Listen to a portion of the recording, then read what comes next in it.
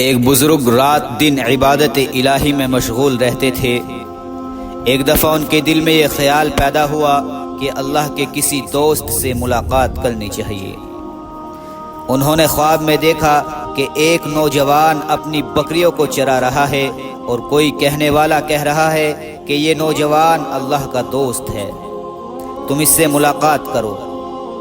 وہ بزرگ بیدار ہوئے تو انہوں نے اس نوجوان سے ملاقات کی جستجو کی۔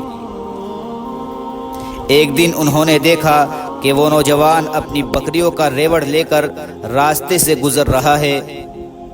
وہ بزرگ اس نوجوان سے مل کر بہت خوش ہوئے اور فرمانے لگے کہ میں چند دن آپ کے گھر مہمان بن کر رہنا چاہتا ہوں۔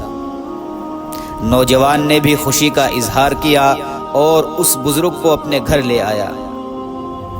رات کے وقت دونوں آپس میں گفتگو کر رہے تھے کہ اس بزرگ نے نوجوان سے اپنے خواب کا تذکرہ کیا اور پوچھا کہ تمہارا کون سا عمل اللہ کو اتنا پسند آیا ہے کہ تمہیں پروردگار نے اپنے دوستوں میں شامل کر لیا ہے۔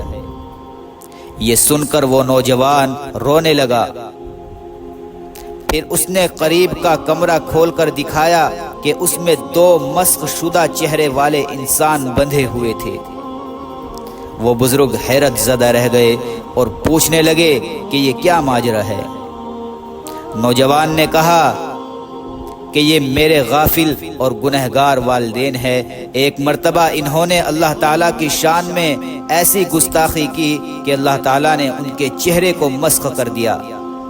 میں سارا دن بکریوں کا ریوڑ چراتا ہوں اور جب واپس گھر آتا ہوں تو پہلے والدین کو کھلاتا ہوں، پھر میں خود کھاتا ہوں۔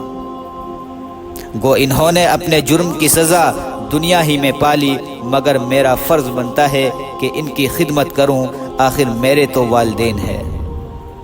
وہ بزرگ حیران ہوئے اور انہوں نے نوجوان کو سینے سے لگا کر کہا کہ ہم نے ساری رات عبادت کی اور سارا دن روزہ رکھا، مگر اس مقام تک نہ پہنچ سکے جس مقام پر آپ کو والدین کے ادب اور ان کی خدمت کی وجہ سے پہنچنا نصیب ہوا ہے۔ اللہ ہم سب کو اپنے والدین کی قدردانی کی توفیق مرحمت فرمائے، آمین ثم آمین۔